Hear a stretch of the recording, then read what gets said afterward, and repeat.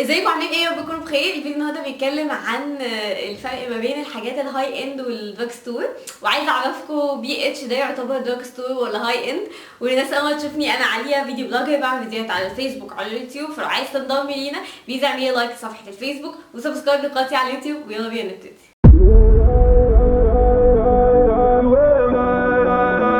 طيب هو مبدئيا لاي حد لسه داخل عالم الميك اب جديد بالنسبه له يعني ايه هاي اند ويعني ايه دراج ستور، وبالنسبه له يعني المصطلحات دي صعبه جدا. فانا عايزه اعرفكم معناها ايه او كده. بصي يا ستي، الهاي اند ده اللي هو الميك اب اللي هو بيبقى غالي، واللي بيبقى الميك اب ارتست في امريكا بيحبوا يستخدموه كده.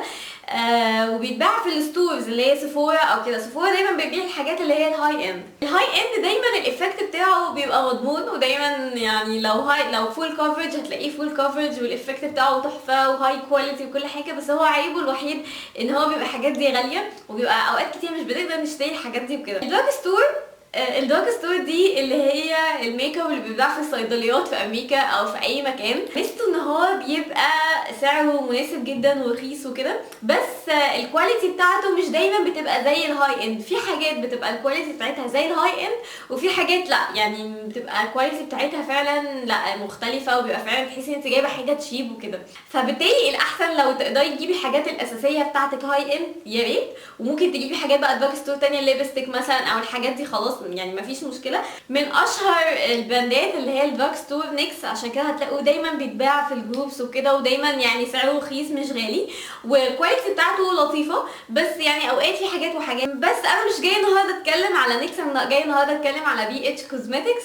بي اتش كوزماتكس هي مش دراج ستور ولا هاي اند، هي ماركه ان بتوين في النص، مش بتعتبر تبع الدراج ستور، مش بتعتبر تبع الهاي اند، هي بتتباع لوحدها كده. ميزتها ان هي فيها حاجات فعلا فيها هاي كواليتي جدا وبيجمنت جدا، وفي نفس الوقت سعرها رخيص. مش كل حاجه بي اتش حلوه، بس في حاجات وحاجات. عشان كده دايما يقولك انه قبل ما تشتري حاجه اسمعي راي الناس فيها، شايفين ان هي حلوه ولا لا. الباليتس بتاعتهم حلوه، الليب لاينرز بتاعتهم حلوه، الفرش بتاعتهم معرفش بس حلوه ولا لا، بس هي مشهوره جدا في مصر وكده. فماركة بي اتش من الماركات اللي هي لطيفة تقدري تستخدميها، واوقات كتير بيعملوا سيل كبير فيها 10 يعني باليت كبيرة كده تلاقيها بتتباع ب$10 ولا حاجة. فبالتالي تابع الاوفرز بتاعتهم بتبقى لطيفة وكده. فيا رب اكون افدتكم في القصة دي، الفرق ما بين الدراج ستور والهاي اند والحاجات دي، واشوفكم على خير ان شاء الله.